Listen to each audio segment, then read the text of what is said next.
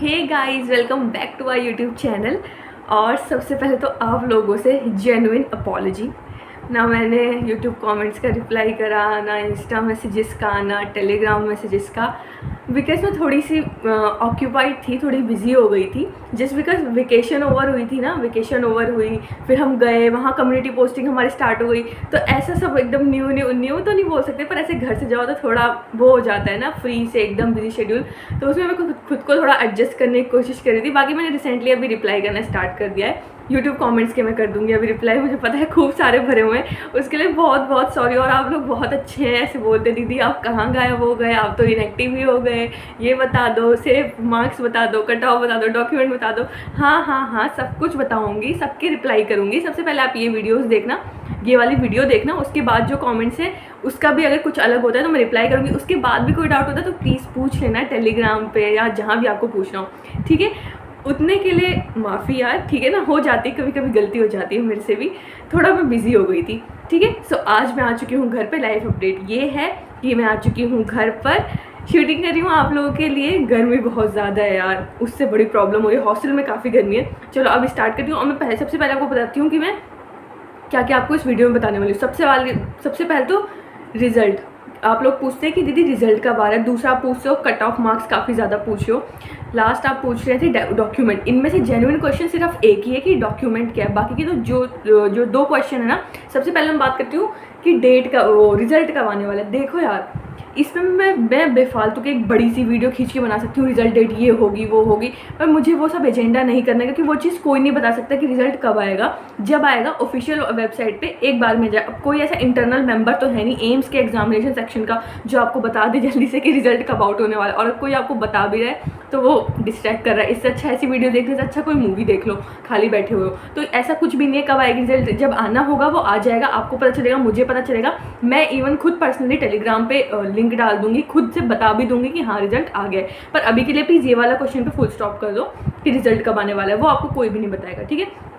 दूसरा cut off marks. आप लोग के इतने सारे मैसेजेस हैं, इतने सारे मैसेजेस कट ऑफ मार्क्स पे, और मैं सबको सेम रिप्लाई कर रही हूँ कि कट ऑफ मार्क्स जैसा, देखो मैं आपको पहले भी बता चुकी हूँ, कट ऑफ मार्क्स जैसा कुछ भी नहीं होता।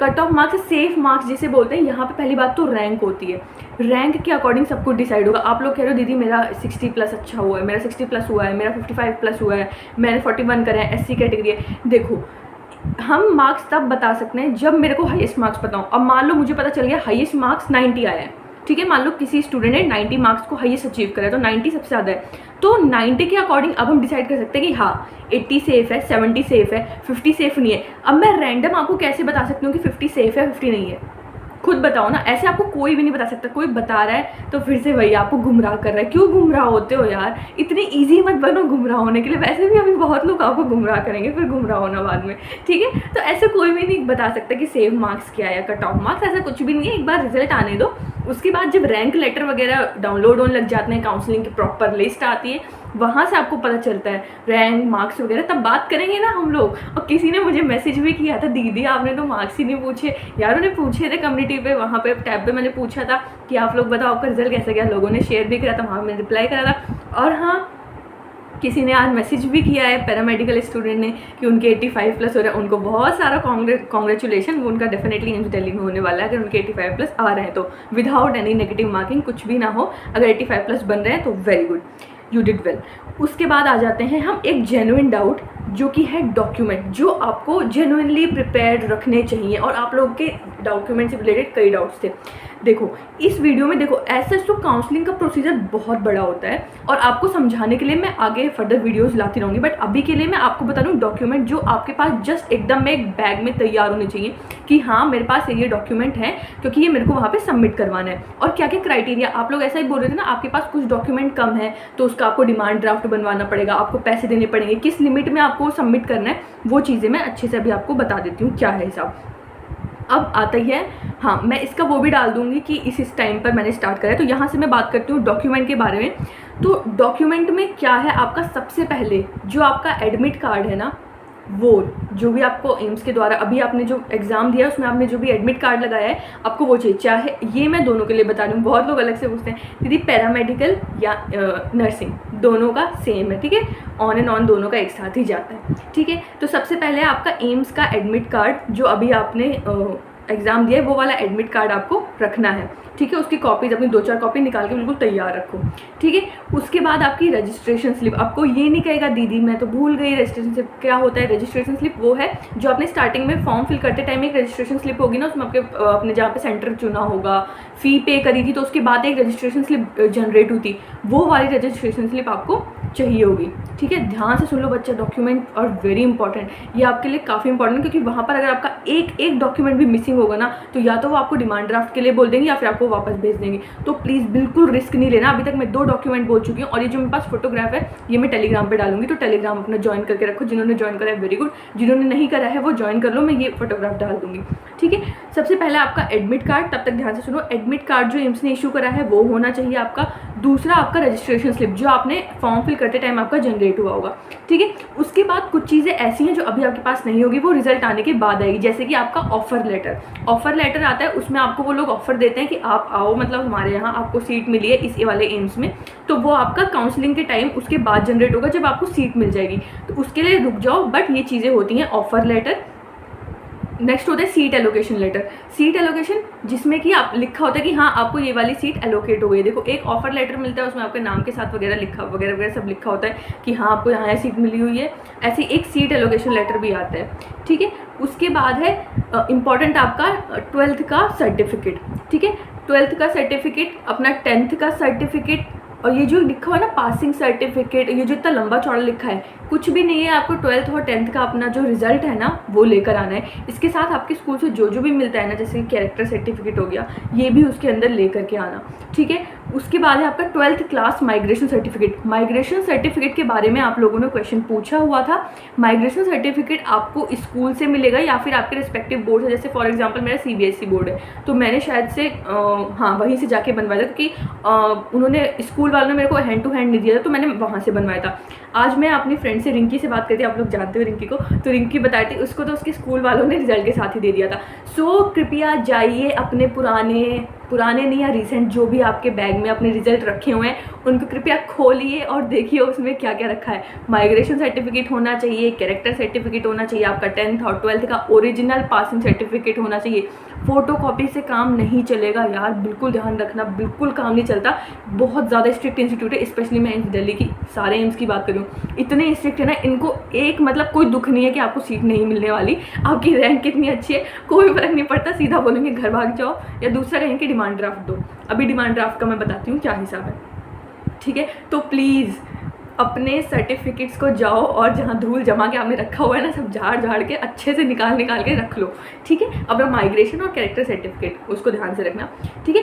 उसके बाद ये जितने डॉक्यूमेंट बताए ना मैंने, ये हैं आपके जनरल कैटेगरी के लिए, ठीक है। इतने डॉक्यूमेंट आपको जनरल कैटेगरी के लिए चाहिए। एक बार फिर से रिपीट करती हूँ, admit card, registration slip, offer letter, seat allocation letter, 10th और 12th का सर्टिफिकेट, साथ में कैरेक्टर सर्टिफिकेट, 12th का माइग्रेशन सर्टिफिकेट जब आप माइग्रेशन मतलब भाई जब आप निकलते हो स्कूल से पास आउट करके, ठीक है। इसमें से जो 2 है सीट एलोकेशन और ऑफर लेटर, ये आपको काउंसलिंग के बाद खुद वो एम्स वाले आपको देंगे ऑनलाइन, फिर वो आपको प्रिंट करा के ऑफलाइन लेकर आना होता है, ठीक है। ये हो गया हमारा जनरल कैटेगरी का। अब देखो ये वाली कैटेगरी, जो कैटेगरी वाले बच्चे होते हैं जैसे कि SC ST OBC EWS, इनका क्या हिसाब है, इनका बहुत बड़ा, पहले एक बात सुनो अच्छे से सुनना। देखो आपने अभी के लिए मान लो भर दिया OBC कैटेगरी, अपने फॉर्म में आपने भरा है, आप अपना एग्ज़ाम वगैरह देकर आए, आप भर के आ गए, बट अगर काउंसलिंग के टाइम पे आपके हाथ में सर्टिफिकेट नहीं हुआ तो वो आपको as a general category treat करेंगे, और फिर आपको वैसी रैंक पे, अगर आप सोचो आपकी रैंक बहुत ज़्यादा है, मान लो 800 रैंक है और आप चाहो कि आपको एम्स दिल्ली मिल जाए, तो तीनों में से किसी भी राउंड में आपको एम्स दिल्ली नहीं मिलने वाला। तो इस बात का ध्यान रखना, अगर आपने सर्टिफिकेट का भरा है, अगर आप उस चीज़ का बेनिफिट चाहते हो तो आपका सर्टिफिकेट वैलिड होना चाहिए, और मोस्ट इंपॉर्टेंटली आपके पास वो सर्टिफिकेट होना चाहिए। इसका क्राइटेरिया एम्स वाले खुद देते हैं कि हमको ये क्राइटेरिया चाहिए। सबसे पहले मैं बात करूँगी SC और ST वालों की, इनका तो एक ही सर्टिफिकेट बनता है। मैं क्योंकि आज बात कर रही थी अपनी मतलब फ्रेंड से, पूछ रही थी कि मुझे आज वीडियो बनाना है, तो मैंने कहा यार थोड़ा अच्छा से बता दे।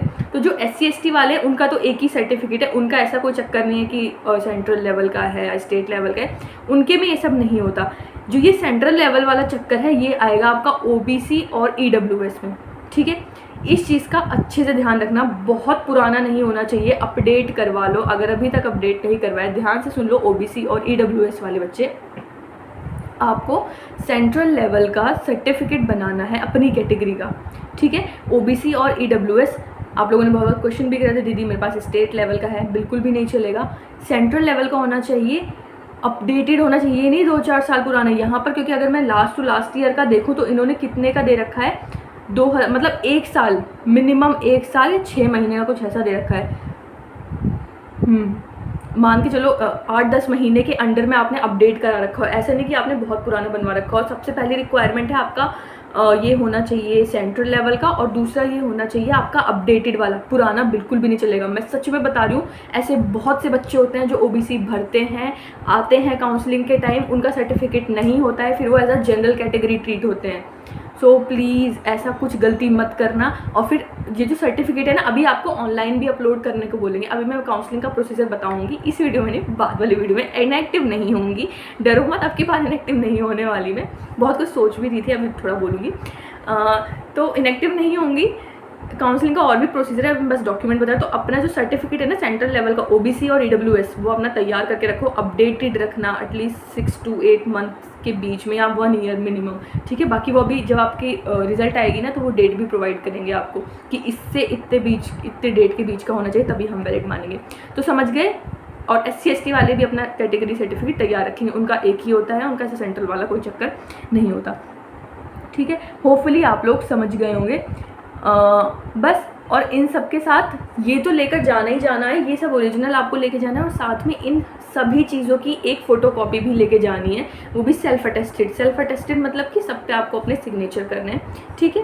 ये हो गए आपके डॉक्यूमेंट्स। इन सब की लिस्ट आपको डेफिनेटली टेलीग्राम चैनल पे मिलने वाली है, so please go there, join that, तो वहाँ पे आपको मिल जाएगी इजीली। उसके बाद मैं हाँ बता दूँ, अब मान लो किसी बच्चे के पास नहीं है ये सारी चीज़ें, तो उसके साथ क्या होता है, उनको देना पड़ेगा DD, demand draft. Demand draft कितने का, 1 लाख का। एक बार मैं वापस से देख लेती हूँ, यहाँ पर लिखा हुआ है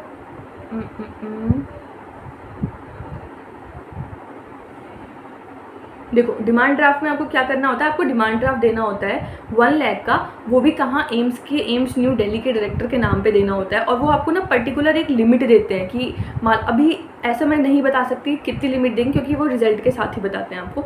तो क्या होगा, मान लो अगर आपके पास सर्टिफिकेट नहीं है, तो वो आपको ना कुछ पर्टिकुलर टाइम देंगे कि आप इस इतने टाइम में, इतने दिनों में हमको अपना डिमांड वो अपने ओरिजिनल सर्टिफिकेट दे दो, और उसके बदले में जो आपने डिमांड ड्राफ्ट बनवाया, मान लो 1 लाख का बनवाया है, तो आप उसको वापस ले लो। अगर आप सर्टिफिकेट नहीं प्रोवाइड करोगे तो वो डिमांड ड्राफ्ट को भी ले लेंगे और फिर काम बिगड़ जाएगा सारा। तो प्लीज़ इसलिए सबसे बेस्ट ही होता है, अपने जो आप लोग के डॉक्यूमेंट्स हैं ना, उनको अपना प्रिपेयर करके रखो, क्योंकि वो ओरिजिनल आपका सबमिशन लेंगे ही लेंगे। डिमांड ड्राफ्ट भी आपका कुछ दिन का एक ऐसा होता है कि हाँ चलो आपका माइग्रेशन सर्टिफिकेट नहीं बना, या कुछ चीज़ आपको 2-4 दिन की मोहलत चाहिए, तो वो इसलिए वो DD का थोड़ा ये रखते हैं कि हाँ चलो ठीक है, बच्चों को थोड़ा टाइम मिल जाए। पर सीरियसली बहुत ज़्यादा स्ट्रिक्ट है, तो प्लीज़ तो ऐसे गेम वेम खेलने की ज़्यादा कोशिश करना मत। मुझे पता है आप में से कई लोग सोचोगे नीट का वो कर लें, या नीट का वेट करें, या क्या वगैरह वगैरह। खैर अभी तो नीट के रिजल्ट भी आ चुके हैं, तो आप लोग भी काफ़ी क्लियर होंगे। पर हाँ, मुझे पता है क्लियर नहीं होते, सोचते हैं कि लास्ट राउंड काउंसलिंग होगा, वहाँ तक देख लेते हैं, वहाँ तक DD सबमिट रखते हैं, क्योंकि वहाँ पर भी अगर आपका नीट का फाइनल राउंड होता है, तो वहाँ पर आपको ओरिजिनल डॉक्यूमेंट लेके जाने पड़ते हैं मॉपअप वाले में, तो आप उसको भी नहीं देना चाहते। यहाँ पे डिमांड ड्राफ्ट का चक्कर पड़ जाता है, अगर यहाँ सबमिट हो गया तो वापस डॉक्यूमेंट निकालने के लिए चक्कर पड़ता है। तो देखो, अच्छे से सोच समझकर जो भी करना होगा करना, ठीक है। बाकी तो मैं और क्या ही बोलूँ।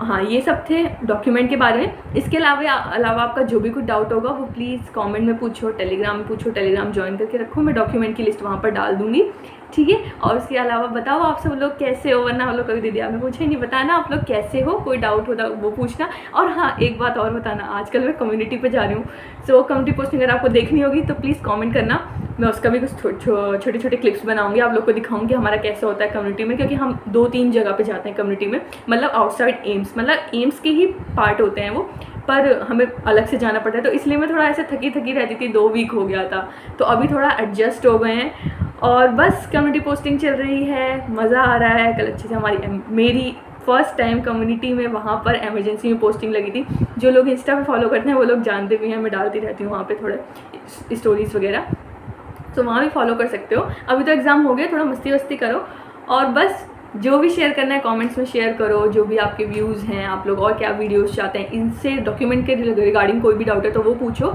और हाँ, साथ में प्लीज़ ये जो रिज़ल्ट और कट ऑफ मार्क्स, इन वाली वीडियो को तो अलग से बिल्कुल मत देखो। ये सिर्फ एम्स के अलावा कोई नहीं बता सकता, कोई नहीं बता सकता। जब आना होगा तो एकदम से आएगा रिजल्ट और सबको एकदम से बूम पता चल जाएगा और मैं भी बता दूँगी, ठीक है।